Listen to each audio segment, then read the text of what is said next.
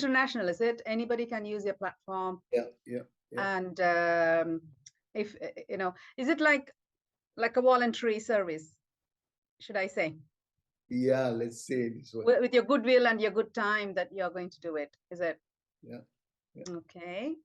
I mean, that's good. And whomever is trying to come to your platform, I mean, they should have a real goodwill and integrity and transparent and trustworthy, isn't it? To give the right, supporting decision and opinion, isn't it? Yeah. I'm UK based. My practice is all, even though I'm from India, my undergraduation and post-graduation, I did continue my further post-graduation in specialty in UK, and I've been here in the NHS for many years. And as a consultant, my specialty is lung and breast cancer. Being a clinical oncologist, I give all treatments, including, systemic therapy, chemotherapy, radiotherapy, immunotherapy, targeted therapy, hormone treatment, everything. Being a clinical oncologist, you're all in all. You just don't stop as a radiation oncologist or medical oncologist. It's one of those things in India, in UK, that you have to meet the demand and capacity. You haven't got enough to support one and the other, so we try to combine our skills, and I find that as useful for a patient journey, because you don't have to see different consultants and have a time lag. You get everything in one umbrella, and there's a good continuity of care, good trust, and good follow-up without any delays, and good care, and it does make a difference to stay in one person. So that's my intro. Very kind of you. You're from Philippines. How lovely. What time is that in Philippines? Oh, it's actually just 7 p.m. here in the Philippines. Okay. It's 11 a.m. here. Oh, fantastic. How interesting. Yeah. Okay. I just have a set of questions that we are really interested to know about, if you don't mind. Yeah, it's just my first question is, would you mind telling us about the current state of breast cancer research and I know you have explained the treatments that you're currently doing, but how is the current state of the breast cancer research in general? Well, in UK and across, it is very active, very much well ahead, thought of all aspects, early breast cancer, locally advanced breast cancer, I put it as a different categories. And breast cancer itself, these are the three broad categories for breast cancer. So early breast cancer is curable, but still patients relapse down the line. So you do need to find out the behavior, the biology, and why they are relapsing, because there are lots of drivers, gene mutations, gene resistance, even though the early breast cancer, you do the initial surgery, and then if it is a high risk, you give chemotherapy, immunotherapy, radiotherapy, and everything, and put them on, depending upon the behavior of the cancer. There are 4 behaviors. If they are hormone sensitive, you go for 10 years of hormone treatment or 5 years. So in spite of that, the cancer comes back. So people are looking at research in finding out, can we bring more different treatment up front, which has been working in the palliative setup. Lots of drugs like CDK4 inhibitor, which is now being tested in the neoadjuvant and adjuvant setup. I know these are Greek and Latin, but I will explain to you. When you have a localized early breast cancer, and the surgeons do all the information, biopsy, everything, staging, and say it is only in one place. And for example, it's estrogen driven. This is a hormone that is driven. So it is ER positive, and the progesterone, another hormone driven, PR positive. And the HER2, which is another protein, which can be a naughty protein. It doesn't make the cell sit in one place, it moves around. So that is a high risk. If it is HER2 negative, then you do this. We do surgery, and if it isn't moved to the lymph nodes, or if it is a grade 3, it's quite, we look at so many tumor factors to assess the risk, whether it is a low risk, intermediate risk, or a high risk. We also do a gene test, oncotype genetic score. We send the sample, it's probably going to America and coming back. We don't have it local in UK. So we do send, it's a personalized, you do send the sample for anybody who are, the age, the tumor size, and the risk, see if they would benefit from chemotherapy. So we are more into personalized what is needed for that tumor behavior for that person. We take patient factors and tumor factors and send it off. So what I'm trying to say is there are lots of trials in the early breast cancer. So that's where, prevention is better than cure. That's always, and I love to say that, why don't you get it right first time, get to know your enemy better first time, and then make sure it doesn't come back again later on. So there are lots of research going in we are quite active. I'm quite active. Our trust is quite active. There is a NCRN, National Research, team there. You've got company-based commercial trials knocking at your door. And there is a good local research network. You've got LREC, local ethics committee for research. We have an R&I department in our trust. Every trust has got an R&I department. What needs to be focused is research is quite strong. It is out there, but it's the clinicians' time and the engagement and involvement in it, being a clinical in the NHS, because I'm in the NHS. I don't think research has touched the private sector here. It needs a lot of setup, resources, a dedicated, a trained, skilled workforce should be there.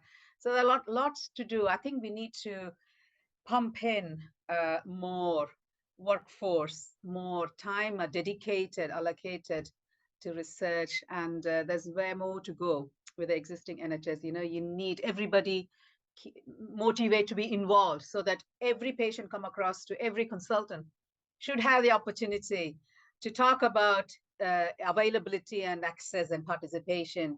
I think there's more to come, but at least, I'm able to talk this much because I am involved and I do know what's going on in different categories along the breast cancer. And there are, and research is happening, and you do get to know to ASCO and ESCO and San Antonio, all these conferences where there is groundbreaking research, publication, new landmark studies and abstracts, they're all coming up, and we do change the practice based on that. But there is a system in UK.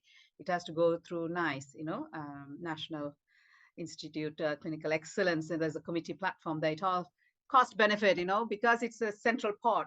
So you need to make sure that it is beneficial overall in terms of side effects and benefits.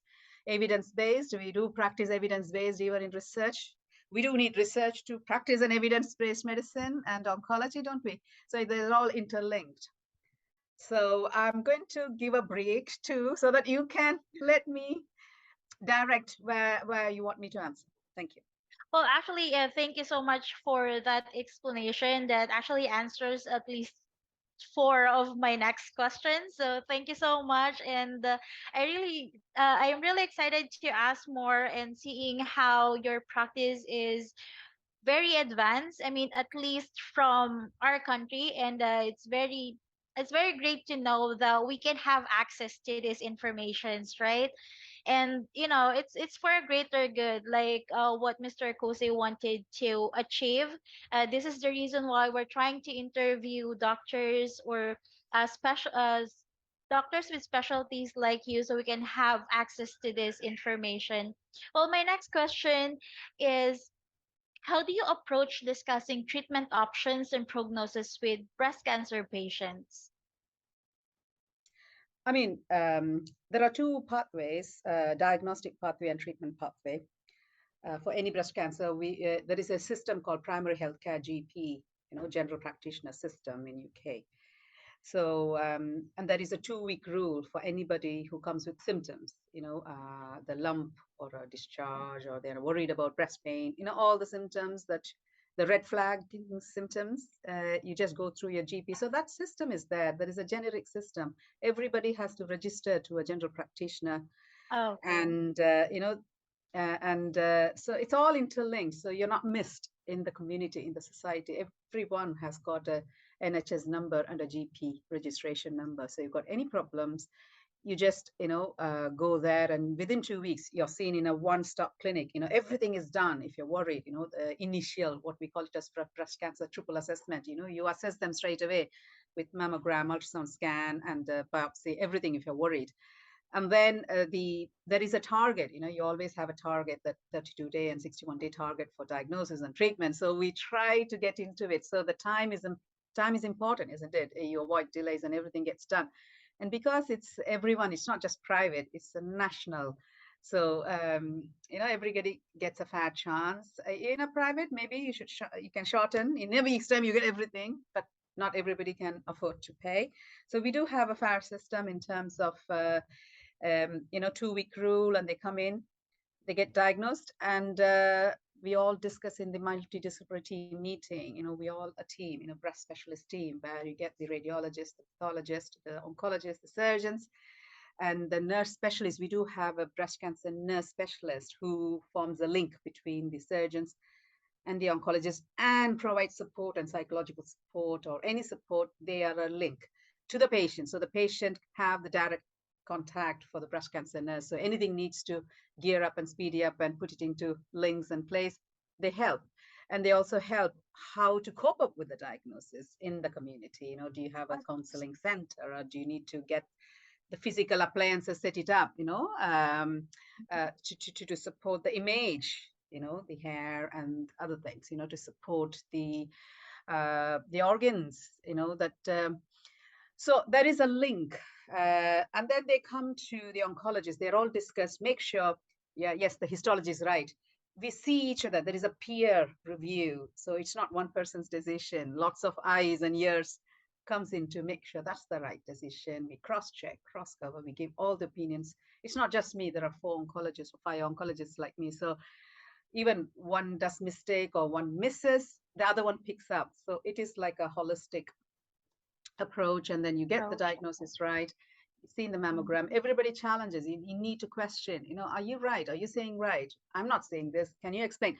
Things like that. You do it behind, even before seeing the patient. And then you see the patient, they come to us, one of us in the clinic, and then, when a patient comes to me, I explain everything. And then we keep a follow-up. There's a follow-up system. Does that explain your question? Yeah, I mean, very much so. Thank you so much, Dr. Aparna. Well, my next question will be, I know that you have explained earlier about like if you're targeting, if it's regarding hormones. How about can you discuss a little bit more of the role of genetics in the development and treatment of breast cancer? Yeah.